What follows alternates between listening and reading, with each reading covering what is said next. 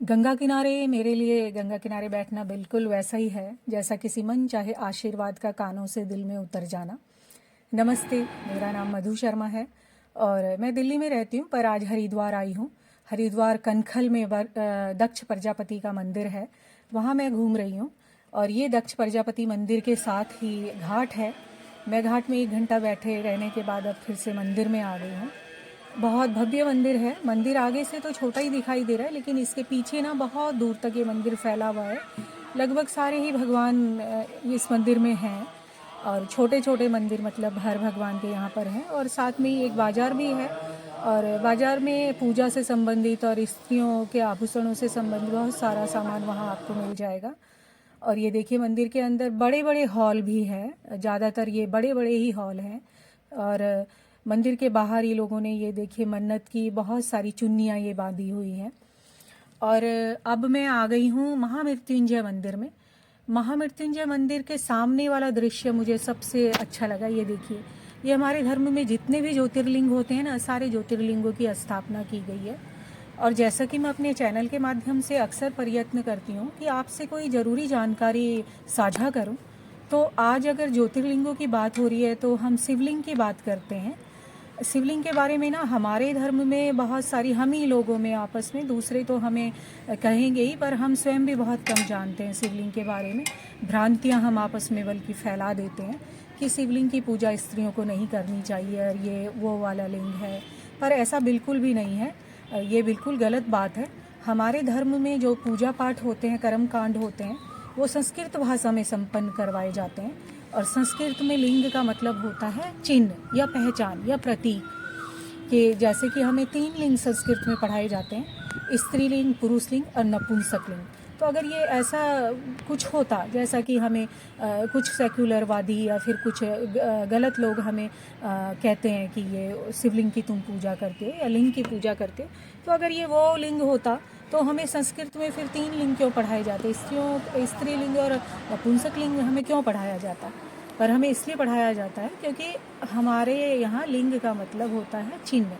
और हमें वो ही हमें शिवलिंग जो हमें बताया गया, इसीलिए बताया गया, हमसे मतलब कहा गया कि ये शिव का चिन्ह है, शिव का प्रतीक है। खैर, अब मैं पहुंच गई हूँ भारत माता मंदिर में। ये भी कनखल के आसपास ही, चंडी चौक है ना, उसके पास पड़ता है। बहुत सुंदर मंदिर है। भारत माता मंदिर में आप आएंगे, देखेंगे तो आपको पता लगेगा कि सचमुच में आधे भारत की तो आप कल्पना बिना देखे ही इस मंदिर से कर सकते हैं कि कैसा रहा होगा भारत या कैसा है। ये आरंभ में ही भारत माता की बहुत बड़ी मूर्ति बनी हुई है। बाहर से ना, मुख्य द्वार से ये यहाँ शीशे में बहुत सारी धूप पड़ रही थी, तो इसलिए नहीं चलचित्र में अच्छे से बना पाई। और ये एक खंड है, 7 मंजिला ये मंदिर है। और लिफ्ट से भी आप आ सकते हैं, 5 रुपये लिफ्ट का किराया है। आप चाहें तो लिफ्ट से आए या फिर सीढ़ियाँ चढ़ करके भी आ सकते हैं। इसके अलग अलग खंडों में अलग अलग भगवानों की मूर्तियाँ बहुत सुंदर लगी हुई हैं। एक खंड में ये देखिए देवी की बहुत सारी मूर्तियाँ, 11 हैं ये शायद, या 11 से भी ज़्यादा ही हैं, अभी मैं गिनी नहीं मैंने पूरी अच्छे से, लेकिन सब हैं एक से बढ़कर एक। और इससे नीचे वाला जो खंड है ना, भगवान कृष्ण के बहुत सारे रूप, बहुत भव्य है वो भी, एक से एक सुंदर रूप, आप नज़रें हटाना ही नहीं चाहोगे उनसे।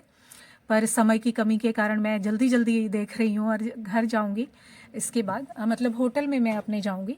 और इससे ऊपर कैलाश पर्वत बना हुआ है। और जो कृष्णा जी का जो खंड है, उससे नीचे ना महापुरुषों की, हमारे जो महापुरुष हुए हमारे देश में, उनकी मूर्तियां हैं। उससे नीचे वाले खंड में हमारे देश में जो स्त्रियां महान हुई हैं, जिनकी देवी से तुलना की जाती है, उन स्त्रियों की मूर्तियां बनी हुई हैं। उससे नीचे वाले खंड में, मतलब दूसरे खंड में, जिन्होंने भी इस मंदिर को बनाने में सहयोग किया है ना, उनकी मूर्तियां बना के रखी हुई हैं। सब एक से बढ़कर एक हैं। और 7वें खंड में छोटा सा एक मंदिर, ये उनका भी है, साईं बाबा का।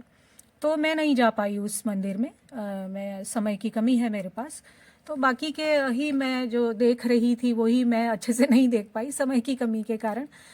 बाकी की मूर्तियाँ ही, मैं तो बस यहीं एक मूर्ति के सामने ही मैं 1 घंटा खड़ी रहना चाहती थी, जो नहीं कर सकती हूँ।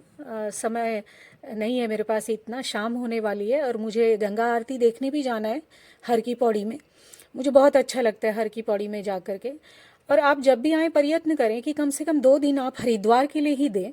और बहुत छोटे बड़े बहुत सारे मंदिर हैं, पर सब देखने लायक हैं, सब जानने लायक हैं, बहुत अच्छे से आराम से आप देख पाएंगे अगर 2 दिन आप मात्र कनखल के लिए ही देंगे। शाम को आप ये देखिए, मैंने महापुरुषों की जो बात की थी ना कि उनकी मूर्तियाँ हैं, ये वही वाला खंड है, उसमें मैं आ गई हूँ। और आप जब भी आएंगे ना हरिद्वार में, तो आप किसी कोई भी धर्मशाला, आपको होटल कुछ भी मिल जाएगा, जितना भी आपका बजट है। बजट थोड़ा कम है तो धर्मशाला में आप रह सकते हैं, या बजट कम नहीं भी, बजट ज़्यादा भी है तो मित व्ययी अगर आप हैं, जो होना भी चाहिए इंसान को, मुझे ऐसा लगता है। हालांकि मैं नहीं हूँ, मैं खर्चीली बहुत ज़्यादा हूँ, खैर ये एक दूसरी बात है।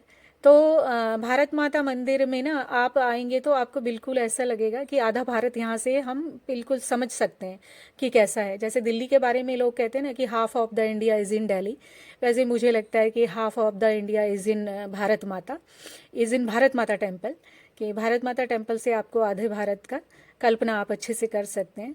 सब कुछ है इसमें, यहाँ के महापुरुष स्त्रियाँ जो थी। और ये देखिए, ये हम आ गए हैं सबसे ऊपर वाले खंड में, कैलाश पर्वत यहाँ पे बना हुआ है। और यहाँ पे ना मंदिर का जो इस खंड का जो द्वार है ना, वो बंद है क्योंकि अंदर सफाई चल रही है। तो मैं जब दूर से देख रही थी ना, ये इतना बड़ा सा पर्वत बना हुआ है कि ऊपर जो लोग ये सफाई कर रहे हैं ना, मुझे ऐसा लग रहा था ये भी ना कुछ भगवान की मतलब आकृतियाँ बनी हुई हैं। तो मैंने जब पास में आई तो तब मैंने देखा कि ये तो कुछ लोग हैं जो सफाई कर रहे हैं। और मुझे लगता है सुबह शाम अगर आप आएंगे ना तो ये खुला मिलेगा। अभी तो मैं बाहर से किसी तरह से गिरिल में अपना कैमरा फंसा करके मैंने चलचित्र बना लिया ताकि आप लोगों से साझा कर पाऊँ। अब मैं यहाँ पहुँच चुकी हूँ हर की पौड़ी पर। प्रयत्न करूँगी कि लाइव आरती आपसे साझा कर पाऊँ, जो मुझे तो बहुत सुंदर लगता है मुझे देखना। आपको भी अच्छा लगेगा उम्मीद करती हूँ। और सबसे पहले तो उम्मीद करती हूँ कि मैं दिखा पाऊँ, किसी ऐसी जगह पर मैं बैठ पाऊँ जहाँ से मैं सारी आरती अपने कैमरे से कैद कर पाऊँ कैमरे में, और फिर आप देख पाएँ। और आप सब मेरे चैनल को सब्सक्राइब भी करें, वीडियो को लाइक करें, कमेंट भी करें वीडियो पर, जो भी आपको कमी लगती है। आप सबका दिन और जीवन मंगलमय हो। मिलेंगे अगले चलचित्र।